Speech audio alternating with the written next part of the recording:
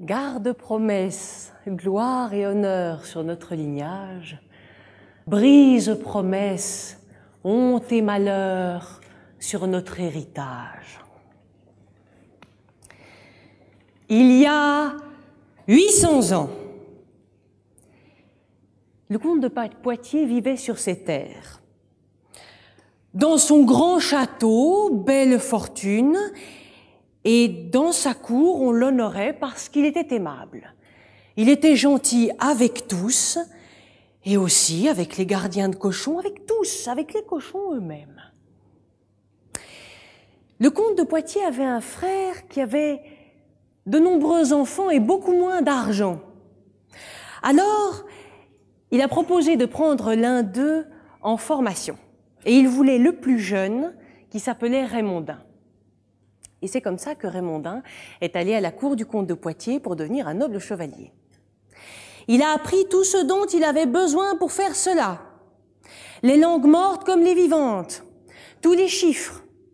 Il allait aborder l'art des étoiles. Il savait déjà parfaitement monter à cheval. Il connaissait le maniement des armes. Et quand il allait aborder l'art des étoiles, il arriva à ceci. On avait prévenu le comte de Poitiers qu'un sanglier blanc ravageait les cultures et commençait à s'attaquer aux gens. Alors le comte avait rassemblé tous ses chevaliers autour de lui et leur avait dit qu'il fallait que ça cesse. Il leur avait offert un grand banquet la veille au soir et le lendemain, dès l'aube, tous étaient prêts dans la cour pour faire la peau au sanglier blanc. Le comte de Poitiers était entouré de tous, ils étaient montés sur les chevaux qui piaffaient, il y avait la meute des chiens qui soufflaient, et Raymondin qui était prêt, il adorait ça. La grande porte s'est ouverte, et le cortège a quitté le château, a traversé la ville, les sabots des chevaux claquaient sur les pavés, mais tous les gens n'étaient pas fâchés d'être sitôt réveillés. Ils ouvraient les volets et disaient « Longue vie au comte de Poitiers, mort au sanglier blanc !» Et le cortège est enfoncé dans la forêt d'automne, avec les ancêtres qu'on ne voyait pas, mais qui espéraient bien que leurs héritiers feraient aussi bien qu'eux. Et toute la journée, ils ont traqué dans la forêt ce sanglier blanc fameux. Ils le voyaient partout, chaque fois une petite tache blanche, ici, là, et puis qui disparaissait. Ils le voyaient partout et surtout, ils l'ont vu nulle part. Et au soir, ils se disaient « Honte sur nous, les ancêtres ne sont pas fiers. Et que dira le peuple quand on rentrera bredouille ?» Quand tout à coup Raymondin hurla, « Il est là !» Et il partit comme un fou sur son cheval, accompagné du galop et des cris de son oncle qui lui courait derrière et qui lui disait « Attends, attends, pas si vite! La nuit, il y a les loups et tous les autres !» Et quand ils se sont arrêtés, dans la forêt profonde, ils ne voyaient même plus les sabots de leurs chevaux. Bravo! Même celui qui est né dans cette forêt n'arrive pas à en ressortir de nuit. Il n'y a plus qu'à dormir ici. Fais un feu contre les loups. Je monterai la garde, dit Raymondin honteux. C'est ça. Et quand le feu a été fait, Raymondin s'est allongé. Son oncle aussi, la tête sur la selle, il regardait les étoiles et il disait « C'est drôle. Tu vois, je t'apprendrai l'art de leur lecture quand on rentrera, mais tu vois, ce soir, elles me disent quelque chose de grave. Elles me disent qu'il nous arrivera bientôt un grand malheur, mais que de ce grand malheur sortira un grand bonheur. Bon, on ne peut rien contre les étoiles, dormons. Enfin, je dors et tu gardes. » Et Raymondin garda. Et il garda toute la nuit. Et au petit matin, quand il a commencé à avoir des vagues dans ses yeux, il a senti le sol trembler. Et il a vu arriver la bête absolument colossale d'une taille énorme qui aplatissait la forêt sous son galop. Alors il s'est levé, il a tiré son épée, il a crié « À moi, mon oncle !» Il l'a fait voler dans le petit matin. L'oncle était déjà debout. Quand le sanglier était sur Raymondin, il a abattu son épée sur le dos, mais le dos était si dur que l'épée a glissé. Chac! Est allé se ficher dans le ventre de l'oncle, qui a ouvert la bouche, qui a eu le temps de dire dans un flot de sang « Les étoiles !» Et il s'est écroulé. Le sanglier est revenu à la charge. Raymondin l'a taillé en cube.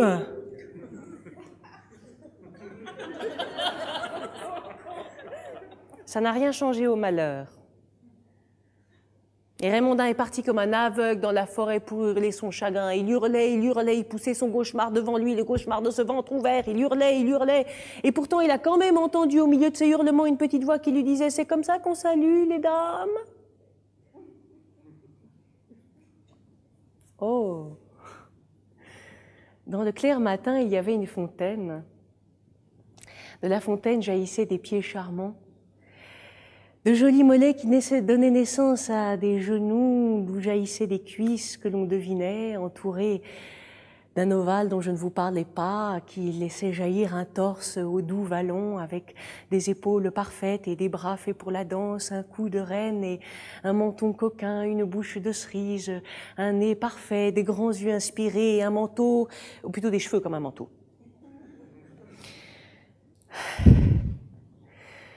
Alors, c'est ainsi qu'on salue les dames? Raymondin a mis le genou en terre et a récité un compliment comme on lui avait appris. Raymondin. Alors là, de s'entendre appeler par son prénom, ça l'a réveillé tout à fait. Je sais qui vous êtes et je sais ce qui vient de vous arriver. Et puis elle n'a plus parlé. Mais elle a très bien vu, elle qui savait tout, le feu de l'amour, qui commençait à gronder dans le cœur de Raymondin. Voulez-vous m'épouser? Oh ben oui. Raymondin, savez-vous tenir une promesse? Oh oui, hein. Ah, Raymondin, l'homme parle vite, mais il agit lentement. Ma promesse est celle-ci. Il faudra toujours laisser mon samedi. Oh, samedi, jour banal dans la semaine, je vous le laisse, tiens, je vous le donne tout de suite. Attendez, ce samedi reviendra semaine après semaine. Alors au début, ce sera simple. Et puis à la longue, ça vous agacera. Les hommes aiment bien tout savoir, puis spécialement le samedi d'ailleurs. Qu'est-ce qu'elle fait, ma femme, le samedi? Comme un fuseau horaire qui traversera notre vie, ce samedi sera mon secret. Tiendrez-vous? Promis, j'irai cracher. Alors, Raymondin, vous allez rentrer à Poitiers, annoncer la mort de votre oncle par accident. Et après l'enterrement, réclamer un peu de terre, autant de terre que pourra en contenir une peau de cerf taillée d'une certaine façon. On vous donnera ça, certainement, facilement. Et quand vous sortirez, vous verrez quelqu'un qui vous vendra cette peau de terre. Vous l'acheterez et vous reviendrez ici, à cette fontaine que vous retrouverez. Et vous commencerez à laisser la peau de cerf taillée en ceinture sur la terre. Et au soir, vous verrez toute la terre que vous aurez, avec cette fontaine-ci au milieu, où vous reviendrez lundi prochain pour notre mariage. Je peux juste savoir votre nom? Mélusine. De qui, de quoi, de où, qui sont vos pères, vos armoiries et tout et tout? Mélusine, il vous suffit. Et puis elle a disparu. Dans le petit matin, il n'y avait plus que la fontaine qui gargouillait. Alors il s'est dit en homme raisonnable, c'est un rêve. Et puis il s'est retourné et il a vu le cauchemar du ventre ouvert. Alors il a préféré croire au rêve et il est retourné à Poitiers. Et il a fait comme la dame lui avait dit. Et il a eu une vaste terre dans la peau de cerf. Et puis il a dit, je vous invite lundi pour mon mariage. Ah bon, dit les autres. Tu étais en goguette, tu ne nous as rien dit. Comment s'appelle-t-elle? Mélusine. Mais de qui, de quoi? Qui sont ses pères et son pays, ses armoiries et tout et tout? Mélusine, il vous suffit. Mais le lundi qui a suivi, quand il s'est retrouvé sur le cheval, avec tous ses amis chevaliers derrière pour son mariage, Raymondin s'est dit, si c'est vrai, c'est vrai. Si c'est faux, je vais vers la honte. On chantera de moi des chansons d'idiots, ou pire, on m'oubliera à l'instant comme un fou dont la mémoire ne mérite pas de retenir le nom. Et quand il est arrivé à la clairière, tout était prêt, tout était déboisé. Il y avait des tentes partout pour accueillir les chevaliers, pour accueillir leurs dames, pour les cadoter, pour les faire se reposer. Et la tente la plus belle était la centrale, elle était immense avec des soieries à l'intérieur. Et il y avait des grandes colonnes avec des chandelles et puis des fleurs qui s'ouvraient et se refermaient et formaient des arcs-en-ciel jusqu'au ciel. Et puis Raymondin, il attendait. On est toujours un peu sot dans ces moments-là. Et quand Mélusine, elle est entrée, alors que tous se disaient, mais c'est qui celle-là? Plus personne n'a rien dit. C'est comme si le soleil entrait. Et quand elle est arrivée, elle a pris la main de Raymondin. La promesse, promis, juré. Et quand ils se sont dit oui pour la vie, c'est comme si le ciel tombait dans la grande tente. Et puis après ça, il y a eu des chants, il y a eu des ripas, il y a eu une fête qui n'en finissait pas. Et Raymondin et Mélusine sont partis discrètement dans une tente obscure que la dame de la nuit avait fait avec ses voiles pour qu'on ne les embête pas. Et ce soir-là, ils ont fait ce qu'il fallait pour engendrer le premier pilier de leur lignée. Et l'ovale de Mélusine s'est agrandi, s'est arrondi. Elle portait le monde et la lumière du monde avec elle. Et Raymondin était à côté. Il était fier, il était presque père. Et elle lui a dit, « Mon ami, que penseriez-vous d'un château pour abriter notre lignée ?»« Oh oui !» Alors ils ont travaillé avec des constructeurs de châteaux tous les jours, sauf le samedi et le dimanche qui est le jour du Seigneur. Et un matin, Mélusine sur son cheval noir et Raymondin sur son cheval blanc voyaient déjà les fondations du château qui s'élevaient. « Mon ami, je crois qu'il est temps. » Et ils n'ont eu que le temps de galoper jusqu'à leur maison provisoire. Ils ont poussé la porte. Chla, il est tombé le premier fils que Raymondin a nommé Urian et auquel Mélusine a donné une partie de son nom, Lusignan. Et puis il y a eu le baptême. Et là est apparu ce qui existait en fait déjà. C'est qu'Urian avait des oreilles de la taille de sa tête chacune. Mon ami, il entendra tout, il saura tout. C'est merveille pour un futur chef de guerre. Mais Raymondin souriait, le peuple acclamait, les cloches sonnaient, il était prince, il était père.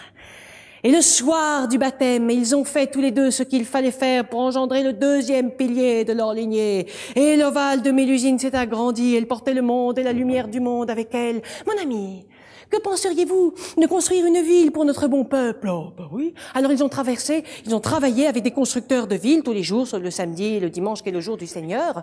Et puis, devant les fondations de la ville qui déjà s'élevait, mon ami, il est temps, tagadac, tagadac, dans le château construit, ils ont poussé la porte, monté l'escalier, chla!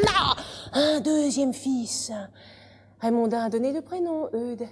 Et Mélusine a continué à donner le nom de la lignée, Lusignan. Et après le baptême, rien.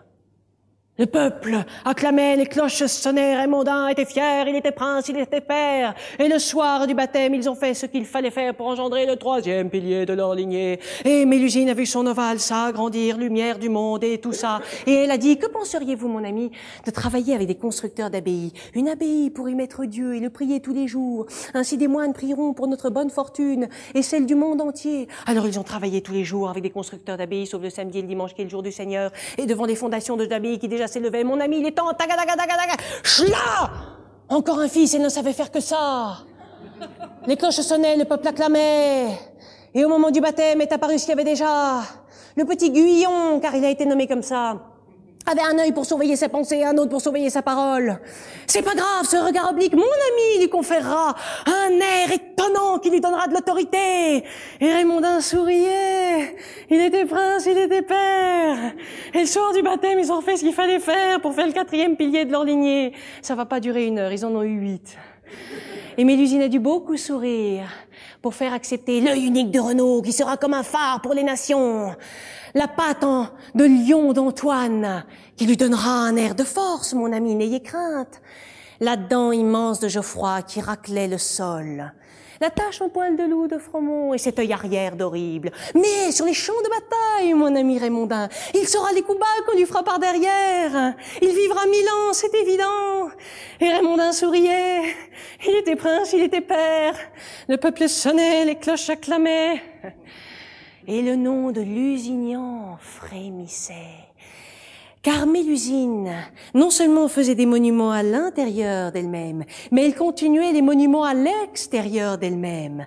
Et puis après l'abbaye, il y a eu le port de La Rochelle, c'est elle qui l'a fait, on oublie de le dire. Et puis il y a eu des ponts, il y a eu encore des villes, et quand les chantiers n'allaient pas assez vite, elle prenait son petit à la mamelle, le dernier né, et puis d'autres sur le dos. Et la nuit, elle se transportait dans les airs avec des cailloux immenses que son homme n'arrivait pas à soulever. Chla, elle les lâchait sur le chantier pour que ça aille plus vite. Mais il faut pas tout croire. Les chroniqueurs sont un peu laissés aller. Il faut s'en tirer à la vérité. Ce qui est sûr, c'est que le nom de Lusignan frémissait et voulait passer outre la ville, la région, le port de La Rochelle. Il voulait partir loin. Et c'est ce qui s'est passé le jour des 18 ans d'Urian. Ses pères et mères retournaient d'une tournée des bonnes villes où on les acclamait et Urian les attendait. Le Poitou et la Vendée, leur a-t-il dit, notre héritage, c'est bien, mais c'est trop petit pour nous, vos 8 fils. J'ai envie de conquérir d'autres mondes. Et Mélusine était fière. Elle savait que c'est ainsi que parleraient ses fils. Alors elle est partie dans sa boîte à bijoux et elle a sorti la première des 8 bagues préparées pour la conquête. Fils, tu es un Lusignan, Prends cette bague de la bonne action. Chaque fois que tu seras dans le droit chemin, il brillera. Quand tu seras dans le mauvais chemin, il ternira. Fils, ta flotte est prête. Prends un de tes frères cadets et fais-nous honneur. Et n'oublie jamais la veuve et l'orphelin et tout. Et le lendemain, Urien, avec son petit frère Guyon, fendait les flots vers l'Orient. Ils avaient l'impression que le monde frémissait d'être découvert par eux. Et les 2000 guerriers les accompagnaient. Et après des jours et des jours de mer giflante, ils ont accroché leur flotte au flanc de Chypre. Et Urien a envoyé des espions. Mais ce que les espions ont rapporté les a fâchés, les deux fils Lusignans. Dans la capitale de Chypre, Famagouste, se mourait un vieux roi avec sa fille unique, la belle Hermine. Et ce vieux roi était encerclé par le grand Turc et ses soldats. Alors Urien réfléchissait. Il faut sauver ce vieux roi et la belle, et la bague a brillé. Et pendant ce temps-là, la déesse de la guerre s'ennuyait. Elle était là sur son bouclier, là, et elle consultait à livre ouvert. Rien, rien, rien. Quand tout à coup, elle a vu les deux fils Poitevin, avec leurs 2000 guerriers, et puis là, l'armée innombrable du Grand Turc. Et elle s'est dit, voilà un combat où je peux intervenir, un combat inégal où je peux inverser la force des choses. Alors elle s'est fait toute petite, elle s'est mise dans la oreille d'Urien et lui a chuchoté un plan d'attaque. Et Urien, très fier de cette inspiration qu'il croyait tenir de ses pères, l'a suivi et a fait lever ses hommes sur la minuit, et les a fait se grimer en jean, enduits de glaise et de charbon, bouchés de sang et de moignons, crochets aux mains, clochettes aux mains, torchèrent sur les chevaux de guerre. Et quand tous étaient prêts, ils ont attendu le signal. Magie de l'aube, tout s'est tu, c'est le signal.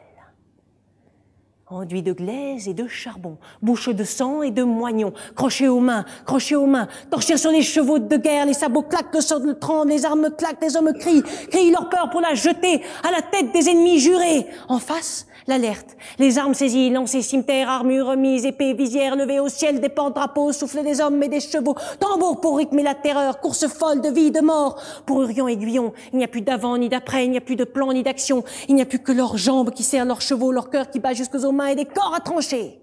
Et la déesse, elle, le moment qu'elle préfère, c'est quand les deux premières lignes ennemies s'écrasent et se broient. Après, ça devient besogneux. On ne sait plus très bien à qui appartiennent ces têtes et ces corps éparses. Mais là, tout est différent. Le Grand Turc hallucine, l'ennemi est devant, et ces hommes qui ont une peur horrible des djinns filent derrière. Alors il hurle ses ordres et ses menaces encore. Armes ressaisies, lancers, cimeterres, armures remises, épées visières, mais c'est trop tard. Urien est dans le camp du Grand Turc avec ses soldats dont il arrache les fagnons, il le jette à terre. Ça n'est plus un choc, c'est un sac. Et la bataille dure et la déesse la regarde de là-haut. Et elle ne sait plus très bien à qui appartiennent ses têtes et ses corps éparses. Mais il monte une chanson, jette, croule les tripes, pleure et enfin meurt. Mais les soldats poitevins ne sont que 2000. Alors, au milieu de l'odeur des ventres ouverts et du sang, elle doit souffler la fameuse odeur de la victoire. Et Urien, qui est sous le Grand Turc, retrouve la force de le fendre jusqu'aux dents. Et le soir venu, les portes de Famagouste s'ouvrent, et Urien est reçu comme le sauveur. Le peuple est à genoux, le vieux roi le regarde, Hermine baisse la tête, et on n'entend plus que flotter les mains du vieux roi et les oreilles d'Urien. La déesse de la guerre va voir celle des mariages. Ça bloque. Fais quelque chose. J'ai pas fait tout ça pour rien. Alors la déesse des mariages arrive, comprend tout de suite la situation, recolle les oreilles d'Urien à la colle forte, pince les fesses d'Hermine pour qu'elle relève la tête, se fait toute petite dans la bouche du vieux roi et dit avec sa voix « Vous avez sauvé mon pays et mon honneur. Sauvez-le à jamais. » Et il prend la main d'Urien, et il prend la main d'Hermine, et les rassemble, et pour eux, c'est plus qu'un baiser. Musique! L'orchestre céleste entonne la marche nuptiale. 2 anneaux d'or tombent du ciel, un curé sort de derrière les rideaux et les marie. Et le soir, ils font ce qu'il faut pour se donner la force d'être couronnés le lendemain matin et d'enterrer le vieux roi le lendemain soir. Alors, la déesse de la guerre et des mariages, qui se détestaient tant avant, se sont trouvées avec les Lusignans beaucoup de points communs. Elles ont feuilleté l'annuaire des riches héritières sans frères, au père à moitié mourant. Elles les ont notés, elles ont mis dans le cou les dieux du vent. Et chaque fois qu'un Lusignan reprenait la mer, le dieu du vent soufflait par-ci, soufflait par-là. Ça a été la Bohème, ça a été le Luxembourg, ça a été d'autres terres encore. Et Guyon, et Renaud, et Antoine ont pu écrire à leur papa et leur maman qu'ils étaient tous devenus rois grâce à leur bravoure et leur honneur, et qu'elles s'appelaient Florie, Chrétienne, Églantine, et qu'ils étaient rois de Bohème, de Luxembourg et d'Arménie. Mais le cas du 6e était un peu plus compliqué. Geoffroy avait une dent jusqu'à ses pieds. Avec cette dent-là, quand il a été en âge de sortir et d'aller au bal, il y avait toujours une frontière entre lui et ses cavalières.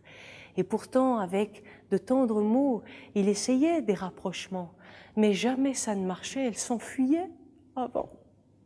Alors, il s'est fait une petite spécialité. Il avait entendu dire qu'il y avait beaucoup de géants croqueurs de pucelles ou qui voulaient des jeunes filles en échange d'autres choses. Et chaque fois, il allait au-devant pour leur couper ou leur fendre le crâne. Alors on appelait toujours « Geoffroy la grande dent, viens donc nous aider contre ces géants !» Et chaque fois qu'il venait vers la jeune damoiselle pour quérir son remerciement, elle partait avant. Mais c'est pas grave, il continuait sa vocation, au moins ça l'occupait, un géant j'accours. Mais ça ne rompt pas la solitude. Heureusement, il avait un petit frère, Fromont, celui à la tache en poil de loup. Alors il lui disait « Viens, on s'amuse mieux quand on est à 2 pour pourfendre les géants et aller se battre. » Mais Fromont, vous voyez, lui, il parlait avec Dieu. C'était même son activité toute la journée. Et Geoffroy n'arrivait pas à lui dire « Prends les armes, viens avec toi, avec moi, on a du sang de chevalier bouillonnant. » Non, non. Fromont, il restait là dans ses prières, rien n'y faisait. Et Geoffroy était toujours seul là-bas dans ses contrées, quand une après-midi, Raymondin a reçu son frère. C'était un samedi. Il l'a emmené visiter son château, visiter la ville d'alentour, et chaque fois on lui disait « Bonjour, monseigneur !» Et Raymondin disait « Voyez comme on m'aime !» Et le frère a commencé à s'énerver. Et puis au moment du banquet, tout le monde était aimable, et le frère à côté de Raymondin lui a dit « Dites-moi, on est samedi Mélusine donc n'est pas là. Oui, je suis au courant. Mais il faut quand même que je vous dise, vous êtes un peu ridicule. Tout le monde sait ce que sa femme fait le samedi, et vous, non, rien. Écoutez, il faut quand même que je vous dise, on vous salue bien bas dans votre ville, mais derrière on chuchote. Mélusine, qu'est-ce qu'elle fait? Elle est en goguette peut-être. Oh, ça encore, ce ne serait rien. Mais mon devoir est de vous dire que l'on murmure qu'elle a quelque affaire, peut-être de sorcellerie. Oh, vraiment, je suis désolée de vous dire, il n'a pas eu le temps de terminer sa phrase que Raymondin l'a attrapé par le col et l'a jeté hors du château, l'a envoyé rouler. Mais c'était trop tard. L'idée, elle, roulait aussi dans la tête. Alors Raymondin, le soir lentement, est allé vers la fameuse tour. Oh, lentement, juste un instant. Il a pris le long couloir et puis il a vu la porte qui était fermée puisqu'on était samedi. Et alors là, il a mis son œil par le trou de la serrure. Parce qu'après tout, un mari a le droit de savoir ce que fait sa femme le samedi. Briser promesses, honte et malheur sur notre héritage, un homme a le droit de savoir ce que fait sa femme le samedi. Et par le trou de la serrure, il a vu une grande baignoire de marbre, et puis dedans, une belle femme qui se coiffait en se mirant dans un miroir, et à l'autre bout de la baignoire de marbre, une énorme queue, une queue couverte d'écailles qui frémissait et frétillait et faisait gicler l'eau jusqu'à la voûte. Alors, Raymondin, il est parti en reculant, il s'est couché dans son lit jusqu'au dimanche matin. Et quand il a entendu Mélusine arriver, il s'attendait à tout, il a fermé les yeux et il a juste vu son visage se pencher sur elle. « Mon ami, vous êtes fiévreux, je vais vous soigner. » Alors Raymondin s'est dit « J'ai vu, mais elle sait pas, tout peut continuer. » Et tout a continué. Et Fromont est venu un mercredi dire à ses pères et mères qu'il voulait entrer au couvent. Mélusine était fière, elle lui a donné la bague. Et puis Fromont, une fois partie, elle a écrit des lettres à tous ses fils rois pour les prévenir. Et en écrivant la lettre pour Geoffroy, elle savait que ce serait un peu plus compliqué. Geoffroy a reçu la lettre par coursier. Et quand il a lu que dans cette lettre, Dieu lui volait son frère, son seul ami, il est allé sur son cheval et il a galopé 3 jours durant sans s'arrêter. Le vent soufflait dans ses yeux et les séchait. Et quand il est arrivé à l'abbaye où Fromont était censé être, il a fermé toutes les portes, il a allumé une torche qu'il a jetée sur le toit. Et puis il est remonté sur la colline d'en face et il a regardé l'abbaye brûler. C'était beau! Et quand l'abbaye s'est consumée, il a réalisé ce qu'il avait fait, il a hurlé, il est parti en galopant et on ne l'a plus revu. Et le peuple est venu en rang serré raconter à Raymondin ce qui s'était passé. On était samedi soir, Raymondin a reçu la nouvelle tout seul et il a eu toute la nuit pour y penser. Et le dimanche matin, Mélusine est arrivée tout doucement vers lui.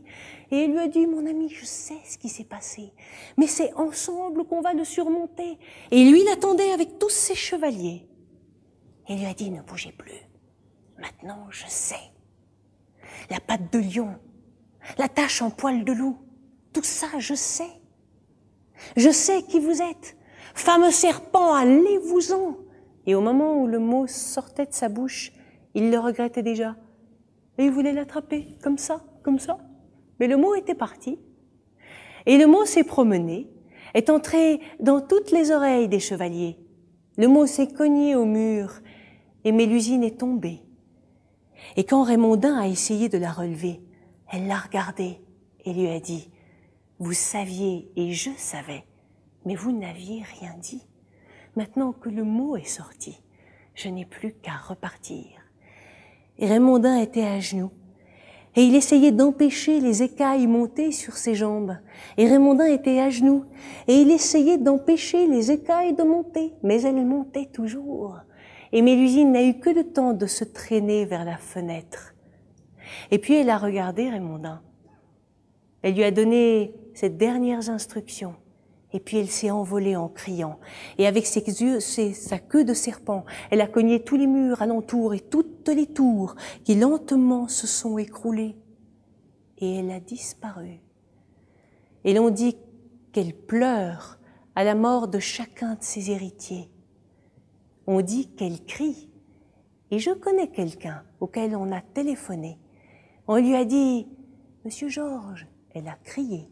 Et 3 jours après, encore un de ses héritiers est mort. Tout est vrai.